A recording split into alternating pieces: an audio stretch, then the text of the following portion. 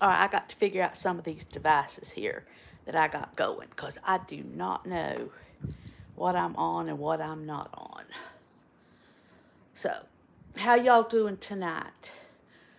Radar is not, I do not think, he's not going to be able to come on tonight. So, we're all here all by ourselves, which is not necessarily a bad thing.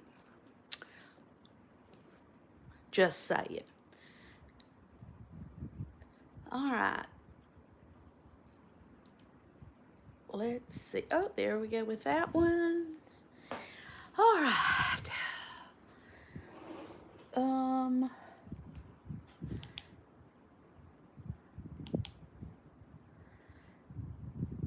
Uh, there we go with that one. Okay. Well, nobody's here yet, but that's all right. We could just wait for people to come in, say hello. Who knows? Y'all all may be asleep by now. How was your Labor Day? How was your weekend? Did you do anything wonderful or fabulous? Did you have a barbecue, cookout? Did you make homemade ice cream? If you did, why didn't you invite me? We didn't do anything. We really didn't. We kind of just was lazy around the house. We really didn't do anything. So, now, as I see right now, we really don't have anybody here yet. And the simple truth of it is, I did not tell anybody that we were going to continue to do this today. Like I say, Matthew is not here. He is, okay, you got to turn that off. That was my mama, in case you were curious. She often disrupts my process. Anyway, Matthew, Radar's Bush Camp. He's out hunting in the woods. He took buddy of his. I know that they've gotten 2 deer thus far. Now, he doesn't have the capabilities to post anything or do anything like that. But I know he's just happier than a pig in slop because he's got that deer. Now, personally, not my thing. I like to eat it, but I'm not going to do all that other stuff. Not unless the apocalypse comes and I have to. Let's see, what else is going on? Well, let's see. I'm looking at my computer. I'm not ignoring anybody by any means. Hey, Mama Goat. Good evening. How you doing?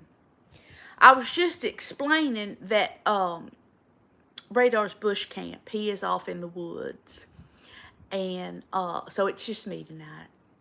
So if anybody has any questions or comments or anything at all, throw them at me because I'll be more than happy to answer anything for anybody. Hey, Nicole.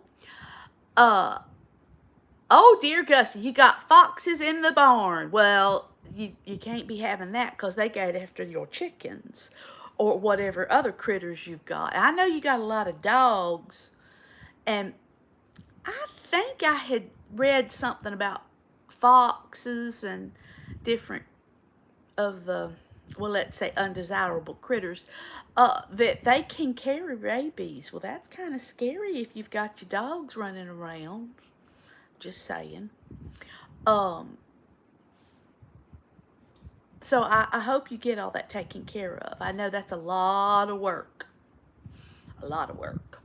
But you got to keep all your critters safe, that's for sure. And your people.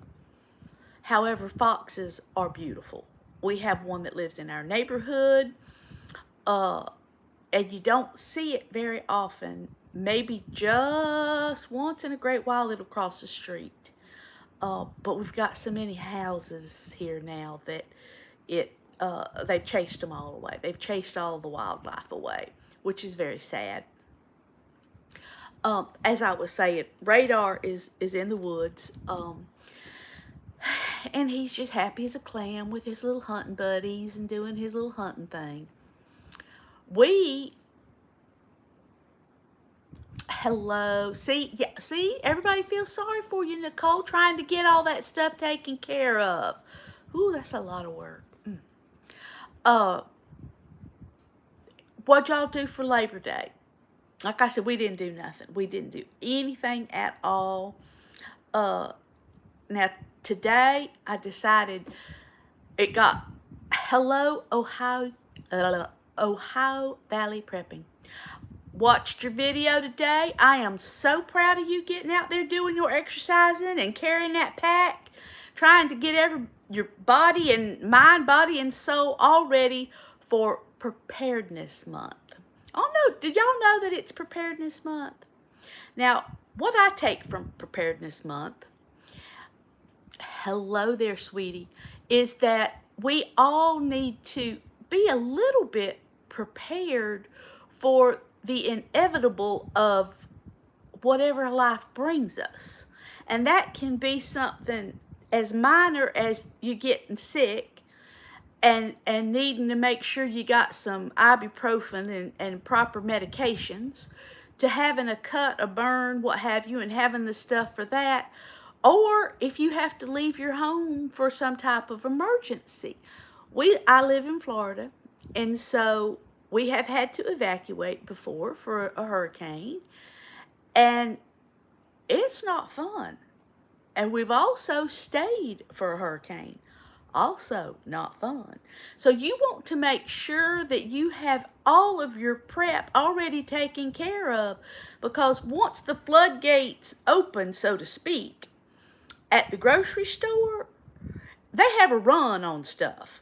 And you don't want to be in that mess. You want to make sure that you've got yourself properly taken care of, your people properly taken care of, and you have a plan. An evacuation plan, a stay put plan. All of those things need to be thought of way ahead of time. You don't wait till the actual time of the event. That's just my own personal opinion. Y'all do with it as you wish. Hello, Magic Maker. It's hard for me to read some of these, especially with my glasses on my head and not on my eyes, but I'm trying. I did do a little bit of visitations today with some friends, which was very nice. We went out for lunch. But now let me say something about going out for lunch. First of all, there weren't very many people out. But good Lord have mercy, the prices. I'm like, okay, I just need to stay home. I'm too cheap to be spending that much money at a restaurant. Even though I went to Ruby Tuesdays, okay, so I did the salad bar. That salad bar was $12. I did not eat $12 worth of lettuce. Just saying. Ridiculous. Absolutely ridiculous. Look. Okay, some of these things just go away and I don't even see them. I don't know what's going on, but that's all right. Do you all have a certain type of preparedness that you're taking care of this month? I know Ohio Valley Prepping is. I know that there are a lot of people in the prepping community who are reevaluating some of their stores. So I wondered if any of y'all have got a plan that you are trying to implement this month to help you with any of that. I know that you get blizzards up north, we get hurricanes here. You got a lot of the same preps for both things. Mother, you cannot keep yelling stuff out at me. But there are things that are inevitable that you also need to prepare for. One, and I know this is not a subject that people like to address, but death. Do you have everything ready? Do you have your paperwork ready in case something happens to you? That's extraordinarily important, because we're not going to live forever. So you need to make sure that you have your paperwork in order and that the people know where that paperwork is. My mother is older than dirt, and she does not want to be resuscitated in the event of something happening. So you have to have a do not resuscitate order. Well, if that's in the drawer, it's of no good. It has to be where you can just hand it to the EMT. You can't go hunting it up. You can't have a willy-nilly whatever, and they can't take your word for it. They have to have it, a document. So make sure that those kind of things, an emergency binder with all your information is a perfect way to do it, as long as everybody knows where that binder is and it's easily accessible.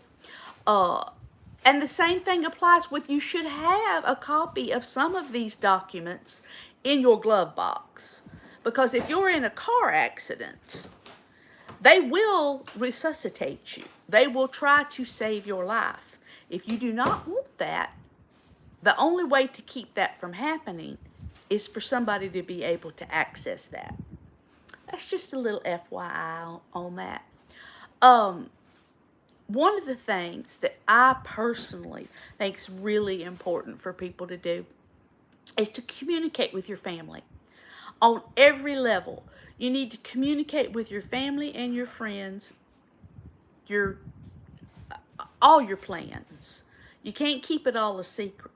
If you're going to, during a hurricane, you're going to go to somebody specific's house, well, tell the other people so that they know where you are and can get a hold of you or not worry about you. If you're going to, if the world is going to collapse, what's your plan? Does somebody else in your family know where you're going to be? Because we all live all over the United States now. We don't all live, like we used to, with everybody living on top of each other. So, you got to make sure that you keep everything on your fingertips. And also that you keep other people informed. I have a little tiny list of the people that I want to make sure they know where I'm at. If at all possible, I want them to know where I'm at, because I know they're going to be worried. I also keep, if our cell phones go out, we're basically kind of in a pickle. So if you don't know somebody's address and a map of how to get to their home, other than your major 95, the major highways, the back roads, you need a map of the back roads to get to somebody's house, because we're not going to have GPS. So keep that handy. Keep those phone numbers, those addresses, those kind of things. I keep them, a copy in my purse. I keep a copy in my car. I have multiple copies, because I don't remember anybody's phone number anymore. I remember my phone number, and that's it. I don't even know my mama's phone number. I don't know my children's phone number, but I got them all on my list. So highly recommend that you do that. It's very important that you have the capability to keep in touch with your people. The other thing is, okay, if your cell phone went down, do you know how to get a hold of your people? Do you have some other alternative way to get a hold of your people? Just a thought. Just something to throw out there to give you something to go, how am I going to solve that issue? Food. Do you have food at your house to get you through at least a week? We should have all learned early when, the world kind of shut down for a while there. We should have learned some lessons on having stuff, because if the world really does have an issue, Amazon's not going to bring you something.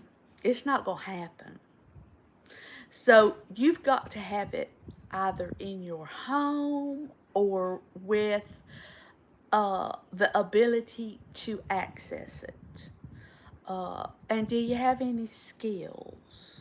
Work on your skills. Preparedness this month means, work on your skills. It's important. And by what I say as skills, do you know anything about holistic medicine? Do you know anything at all about, well, can you start a fire? Now, I know that sounds like the stupidest question on the planet, but there is a right way to start a fire. Can you cook over an open fire? Do you have that skill? It's a skill. It's an ability. You can't just throw a Teflon pan, which get rid of your Teflon. If you have Teflon, it's killing you. But even if you have the proper equipment, do you know how to use it? A lot of people buy up all this stuff and think, oh, I'm ready, I've got it. But do you know how to use it? Did you ever take it out of the box? Have you used it? Very important. Do you know how to sharpen a knife?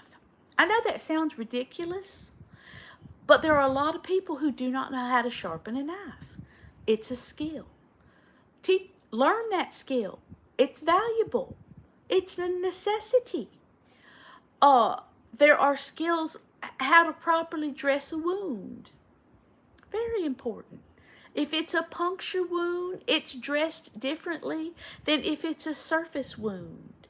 So these are things that you really need to be ready for. And Finks, you're correct. Weather preparedness is one of those biggies. Like I said, I live in Florida. So you know what we have? Blue tarps. We own blue tarps. They're all folded up, never been out of the package, and they stay in the garage. Do you know why? Because the roof. If the roof starts to go, or if it goes, you're going to have something to keep the rest of the weather out until you have the ability to fix your roof or pay somebody to do it. Okay, everybody, Ohio Valley Prepping has made a fire starting video. He's going to put it out on Thursday. I'm going to watch it. Everybody should watch it. It's a skill that we all need to hone and become experts at. Thank you so much for that. I think that there are skills. Everybody's got a skill. We don't realize that we have a skill, but everybody has a skill. So share your skill with other people. Ohio Valley Prepping, he's doing that. He's going on here. He's going to help us all learn how to make a fire. Now, there are some things that, okay, you can't necessarily teach on a video.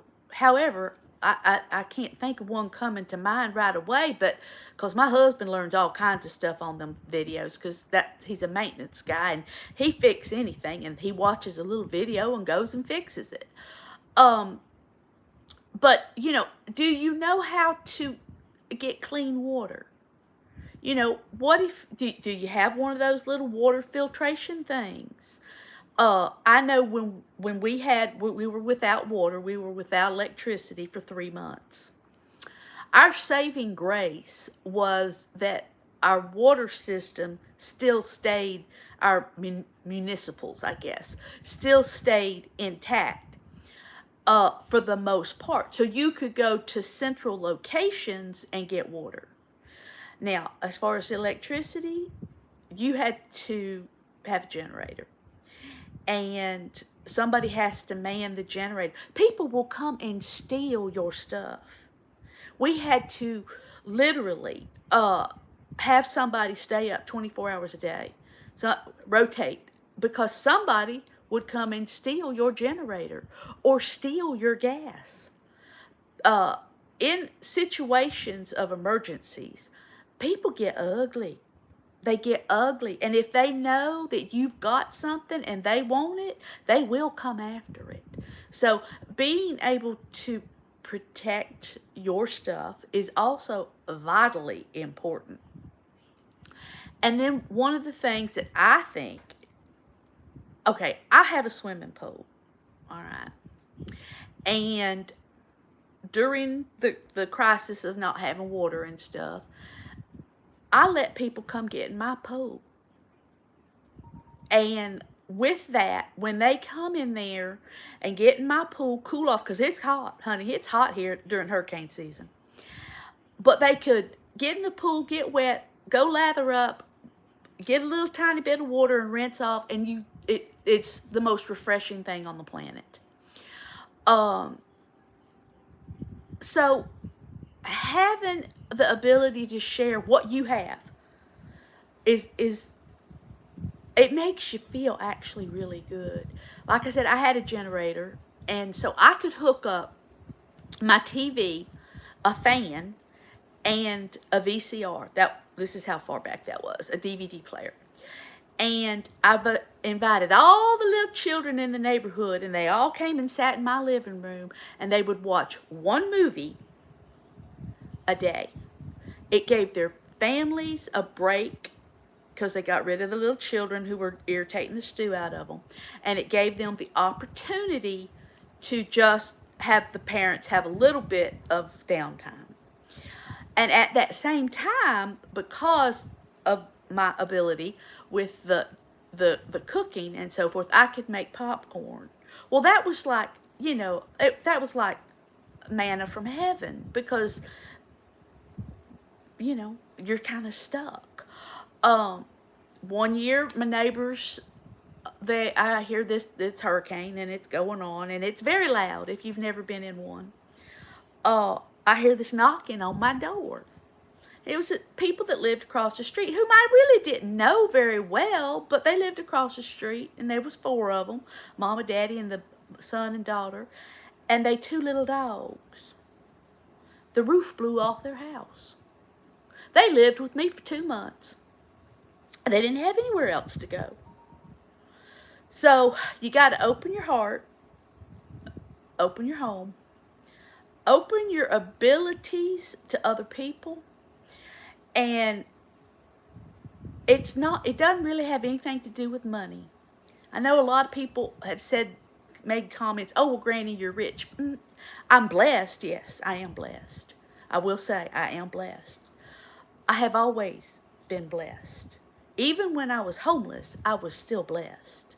So when I tell you it's not about money, it's about being a good neighbor, being a good friend, and doing what you can do to help other people. You'll feel better about it. You'll feel better about yourself. It's just one of those things that you can do, little things, just tiny little things to be a better person.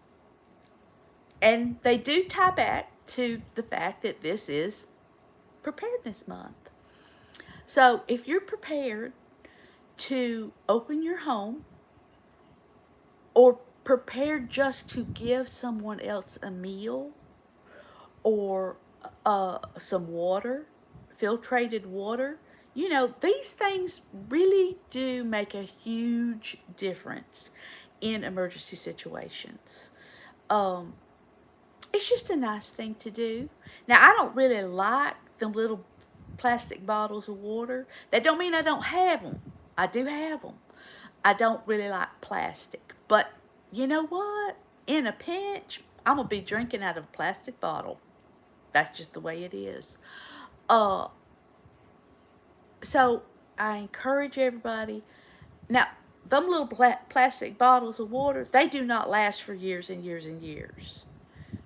Rotate. You got to rotate your stock. You got to rotate your stock with everything, in all honesty. Ohio Valley prepping, I totally agree. You have to be very careful. You have to help people, but you also have to be very careful, because there are people who are going to take advantage of you, take advantage of the situation. They will take advantage of your kindness, and if depending on how bad something gets, they will hurt you or kill you to get what you have.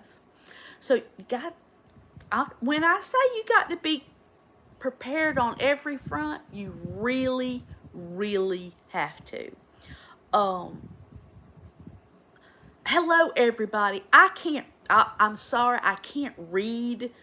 I can read, but I can't read the chat. So when I say hello, I'm not trying to slight anybody at all. Please don't think that I am. I just can't read the chat.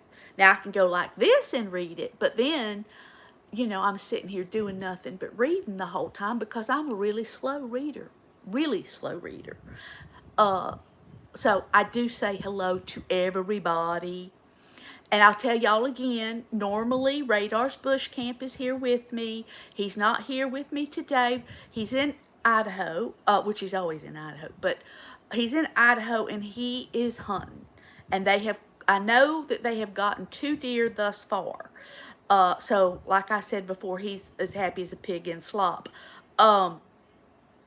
So he texted me earlier and said I won't be here, and sent me a picture of the 2 little Bambies, which I was real happy for him because that helps him keep his freezers full. So that's a good thing. I am having a blessed day. It was started off today that it was going to look like it was going to rain. It was overcast and everything, but it never did. It never did rain here. Now, it did get up to 90, which can be a little sweltering. But, that's okay. I live here, and I know that going in. I get real tickled with people who move somewhere, and then they're shocked at the weather that is in that place. And I'm thinking, did you not look it up? Did you not check out the location you were moving to? It's like my daughter lives in Wisconsin.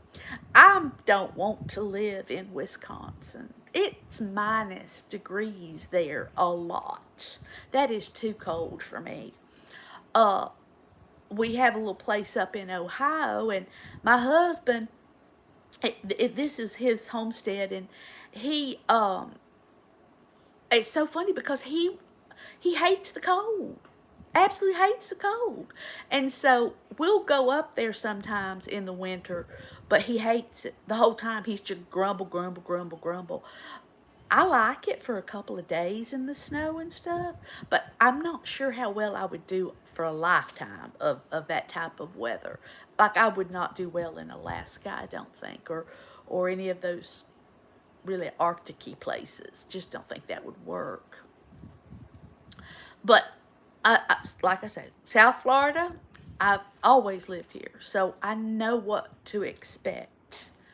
Oh, mercy, New Mexico to Colorado, well, that's a little bit 2 different types of weather there.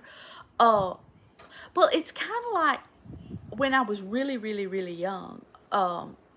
We lived in Kentucky for just a few years, and I now see that what a pain in the butt it was for my mother to get us ready for school and everything, and all that. Here, you throw a little sweater on a child, maybe put a little pair of leggings or something, and you're fine.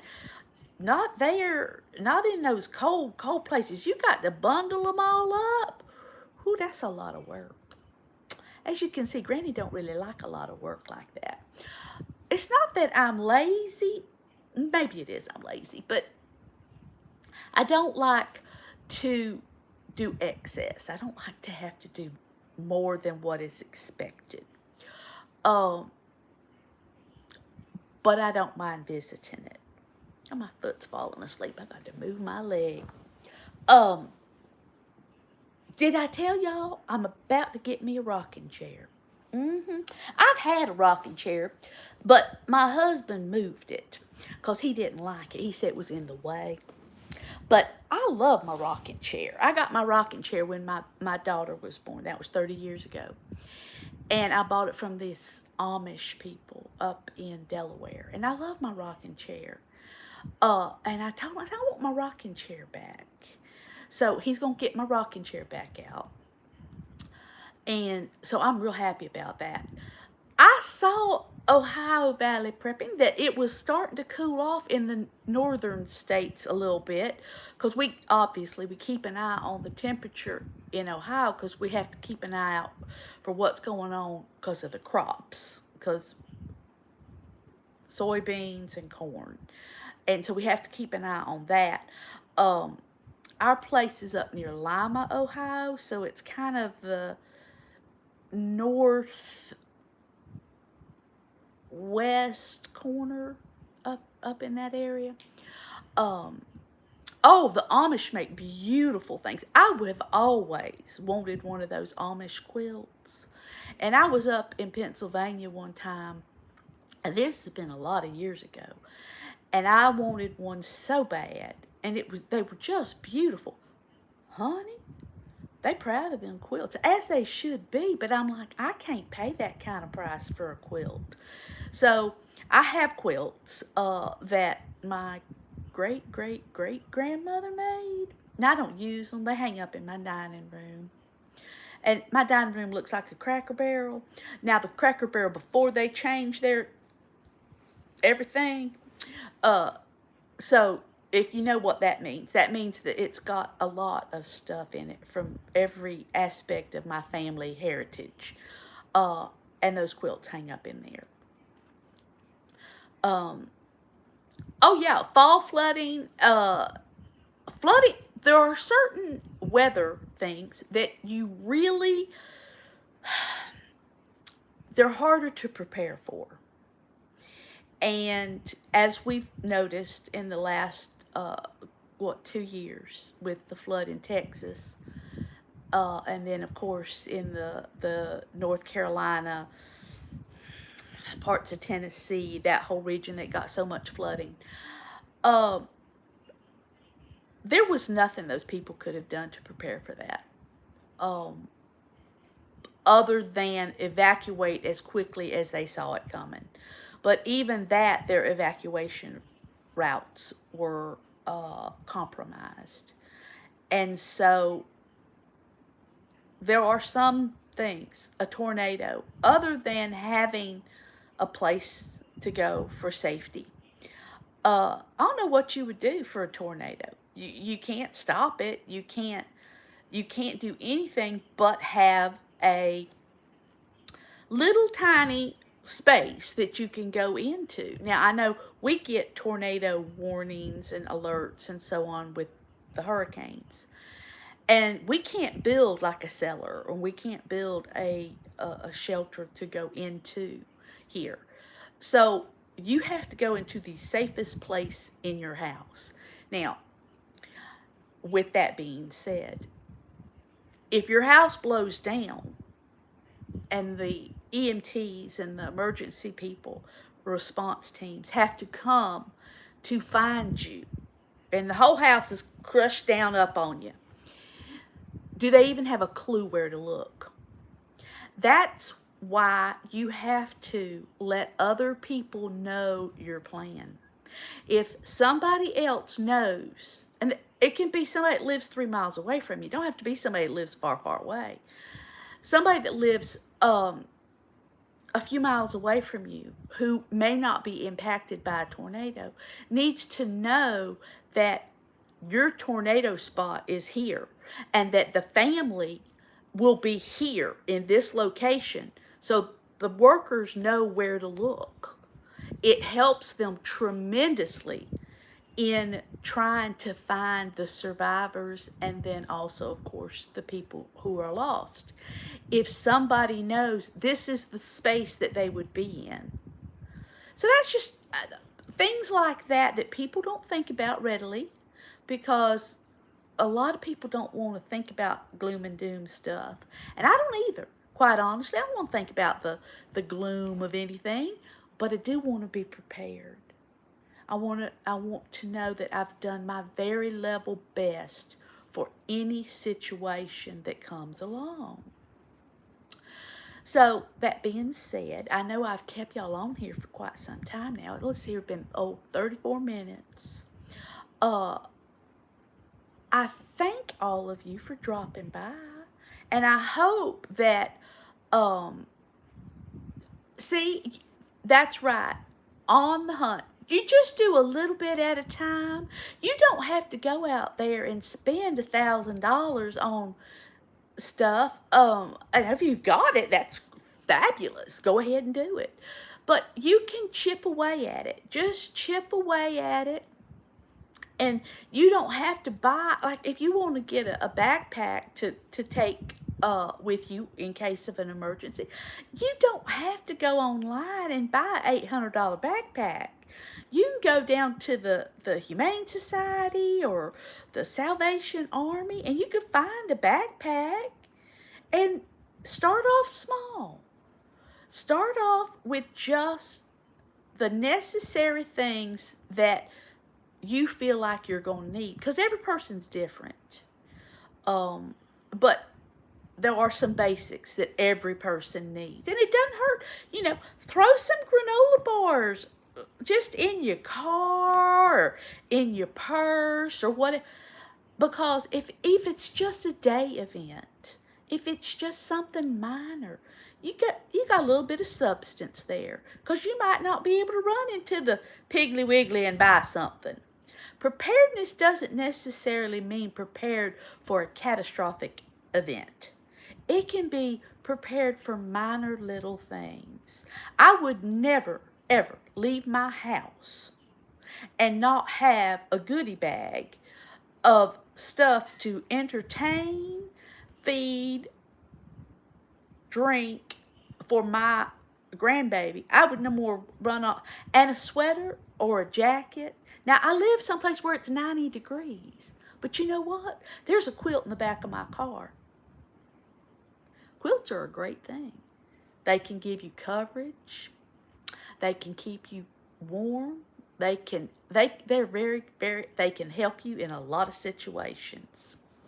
So, I highly recommend that you just keep some necessities, shall we say. I keep a roll of toilet paper in my car.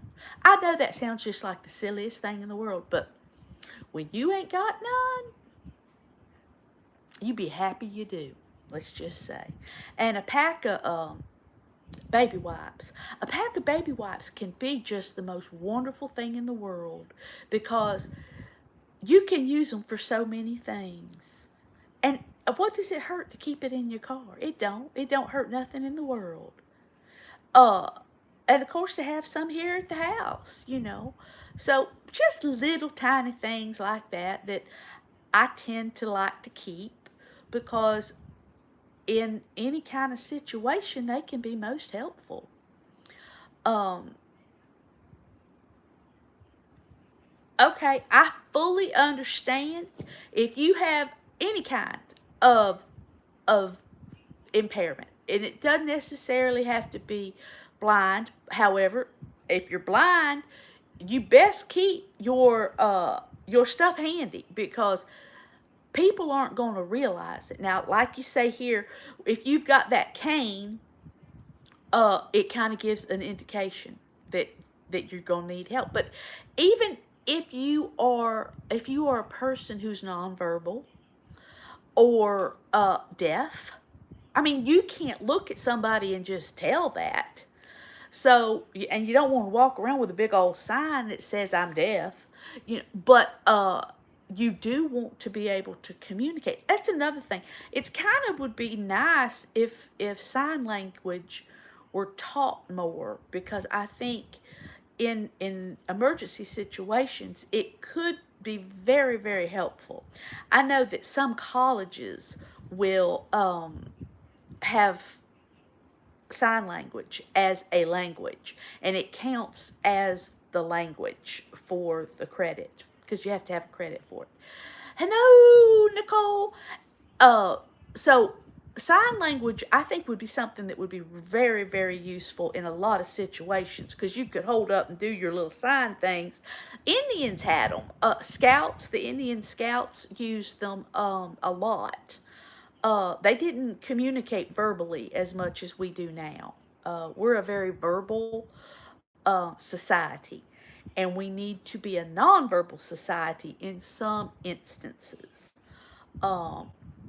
But you're right. There are things like the fact my mother can't move as fast as a lot of other people. And so I would, in an evacuation situation, that's one reason why during a hurricane I have sent my mother off with my children way, way, way, way, way ahead of time, to safety, because I know, obviously I don't want the children to be in harm's way, and I didn't want my mother to be in harm's way, but also because they're gonna move slower, you know, when they were little. Now, I make my son stay here with me. He's my helper, But also, if they tell you to evacuate, by all means, it's inconvenient, it's expensive, it's a pain in the butt, but do it. If they tell you there's a tsunami, get out.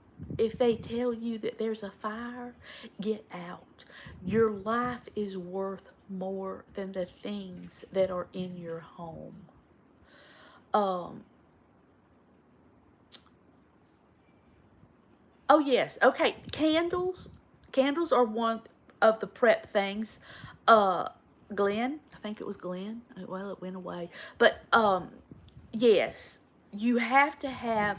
I have those lamps that are fueled by olive oil, and a wick, a little wick, and they're wonderful. Escaping the suburbs. Hello. I hope you go somewhere fabulous tomorrow. I love seeing where all you go in Florida. But so if you've never seen those little wick things, it's a little wick and a little metal hooey thing that you actually can make, because I made some. I bought some, but then I made some. And you just put olive oil in a jar and put that thing in there, and honey, it'll burn forever. It just burns and burns and burns. And in fact, it's a biblical thing. I'm not sure what book of the Bible it's in or anything like that. If you cannot evacuate due to any reason, really, it doesn't really matter. I know for us here in the state of Florida, we have buses that will pick you up. You can before an emergency, a hurricane, you can call those numbers and those buses will come and pick you up and take you to a safe location. We have shelters that are manned, and they feed you. Now, you're supposed to bring food and you're supposed to bring water, but they also do have some supplies in those situations. We also have them that let you bring your dog or your cat. In fact, my neighbor is one of the people who stays at a shelter the entire time. And so because he's an animal control officer, and so he checks people in with their animals, and their animals do have to have the proper shots and proper medical stuff. But they do take people who have disabilities. We have a disability shelter. So if you have to, you have a colostomy bag, or, whatever it is, the state of Florida has made tremendous leaps and bounds on trying to take care of all of their citizens. I don't know what other states do. I will assume that other states have similar things, and I know that churches often, if you are a member of a church, a lot of churches have buses anymore, and they will either send a parishioner or they will send their bus to come and help with evacuating you. So keep those numbers handy.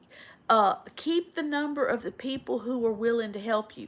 There's a lot of services out there that will help in an emergency if you have issues. And it can be something that's not necessarily, you're not necessarily blind or necessarily impaired, but say you've got 3 children and you can't get out because you don't have a car. They will come and help you. And you would think, okay, well, everybody's got a car. No, everybody don't got a car. Everybody doesn't have transportation. So you have to, escaping the suburbs, you have to have a plan. You have to have all of this thought out before the event happens, whatever the event is. Have a plan. Have different, because every situation is going to be slightly different.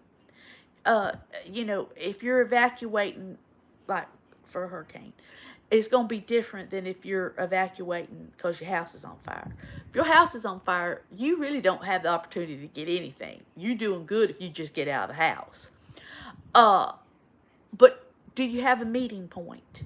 If your house catches fire in the middle of the night, do you have a point somewhere in your neighborhood where you can meet up with all the members of your family? Taught my children very, very, very early on where they were to go in case of a fire or anything going on. A safe place that they could go where I would know where they were at. And where I would go, if I couldn't find them, that's where I would go to look for them. I never had to use that, but it's kind of like a school. The school has different kinds of things that they do now. Unfortunately, they have to have the ability to get your children to safety. So it has changed, but they have a plan. And they know where every child in that school should be during any situation. So that's very helpful for calming the nerves of a parent. Because I have been, when 9/11 happened, I had my son was home, but my daughter was at school. School's not very far from my house. And I was terrified, we all were. But I knew that the school had a plan. And I also knew that the school would be flooded with people going to get their children. So I knew better than to try to drive over there and pick up my child. And luckily, I was very fortunate because I was at the school all the time, so they knew who I was. And I could get my child. But you've got to have a plan. How do you get your child out of school? How do you get your people from work? If you've got to get out, how you gonna call them? You don't know. These are things that you got to kind of think about and prepare for. Now, I'm not trying to gloom and doom or scare the bejeebies out of anybody. I'm really not.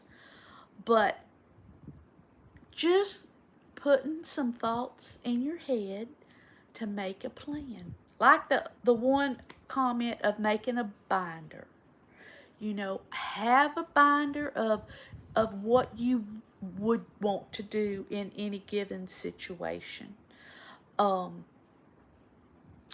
It's helpful. And then make a list of stuff. It's like, if you're going to have a closet that's going to be, that's your closet. That's what you're going to put your stuff in. You better make a list of what's in that closet. Because, you don't want to 5 years from now come up and look in the closet and go, oh, this can of tomatoes exploded in here. And look at this mess. You need to rotate your stock of food and some medical supplies. And just some things. Band-Aids, I love a Band-Aid. let's face it, Band-Aids have their place. But Band-Aids don't last forever. That sticky stuff don't last forever. At least it doesn't here. Now, it may where you're from, but here it does not last forever. So you're going to have to restock those kind of things. So it's just, you sit down, kind of make a game out of it. That's another thing, games. When you are going to be going somewhere. Now, this don't really matter. This doesn't have to necessarily be a emergency situation. This is just a situation. Take some cards with you. You can teach a child how to play solitaire. You can teach. Now, we play Uno. We're real good with Uno. But things, they're little. You know, you can buy little mini decks of cards that are little, which are fabulous because they don't take up a lot of room. Have those kind of things, because when you are wherever and you don't have electricity, but you've got a little flashlight or a little, you know, whatever, you can play a little game and occupy children, and you can occupy adults even. Well, hello there in Australia. Welcome, welcome, welcome. Someday I'm going to get to Australia. My sister said Australia is absolutely her favorite country to visit. She was in the military for many, many, many years, and absolutely loved the people in Australia and the atmosphere and the beauty of the country. So I definitely want to go to Australia someday. That's just one of my, you know, I don't have a bucket list per se, but I have a thing of, oh, I'd like to do that. Some like that $1 billion lottery. Oh, child, please. I hope y'all have all got your tickets. My husband takes care of that kind of thing for me. I told him, I said, well, maybe you better let me hold on to that ticket. Wouldn't want him running off, you know, with my $1 billion ticket. All day long, I kept sending him stuff, texting him pictures of stuff. Here, I want this, you know. He's like, why do you keep sending me all these pictures? I said, that's what I want with that $1 billion. He didn't think it was as funny as I did, but, you know, you got to keep them on their toes. But, my main point this evening is that you do not have to be afraid of life. Life is wonderful. Life is something to be reveled in and joyful about, and to say thank you. And when people tell me, oh, well, I'm not concerned about it, it's in God's hands. Yes, it is in God's hands. And God gave us a mind and hands, for the most part, not everybody. But he gave us abilities to have thought and to prepare ourselves. He didn't just say, well, y'all just sit there and look fat, dumb, and happy. No, no, no, no. We're supposed to be actively trying to be the very best prepared in every situation. My children talk about manifesting. Now, I'm not quite sure about that. I manifest things of joy, and I manifest, I think that must be what it's called. Is if just sitting and thinking about being ready, prepared, joyful, thankful, blessed is manifesting, well, then I do manifest. If I think about, I would love to see world peace. Now, I know that sounds just corny as all get out, like I'm trying to win the Miss America Beauty contest, but no, I truly do want world peace. Do I think we're going to have it? No. We've never had it. So I don't think it's going to just all of a sudden happen. I do think we can have a little bit more of a calming experience in the world. which I pray for that all the time. But I don't want people to just think they should sit back and not do anything about their lives, their situations, and what can happen. It may never happen. My roof's never blowed off, knock on wood.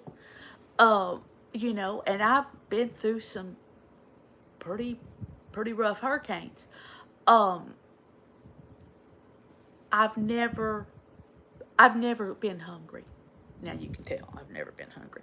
But I've never been hungry. I've been homeless, but I've never been hungry. And unless it was a voluntary hungry, like I've been on a diet or something like that, which those are horrid. But at any rate, so I've never had to struggle with being one of the people who didn't get food. I'm very thankful for that. But at the same time, I'm appreciative of the fact that I know how to grow food. I've grown food. I preserve food. Hello, Joy. I have made it my life's mission that my family will always be taken care of. And with that means that yes, Granny is prepared, and in more than one location, to take care of her family as best as humanly possible. That's another thing. If you have the opportunity, you know, make a plan where you have worked it out with a friend or a family member, that if something happens, you can go to them, and vice versa. We all need backup plans. We all need the ability to feel like we're safe and feel like we are prepared for whatever happens. Now, of course, you know, you're going to get a few thorns in your plan, because that's a given. But for the most part, you will be at peace if you know I have made the best preparations, the best plan that I can possibly do. All right, y'all, I have kept y'all on here for a good old hour. I thank you, everyone. Joy, it's a pleasure to see you. Ohio Valley Prepping, always lovely to see you. Alan, thank you for coming. Rocal, well, I'm not real sure. High Country, hello and thank you. Silly Salmon, love you. Give your wife a little hug for me. But my main thing tonight is, well, be sure to say a little prayer tonight, always. And thank you so much. I will see you all soon. I'm not sure. I might get back on here sometime tomorrow or Thursday, because I do have to pick up the baby from school. Yay! We haven't seen her for, it feels like forever, but it really hasn't been forever. So, good night. I will talk to you all later. Ciao, ciao.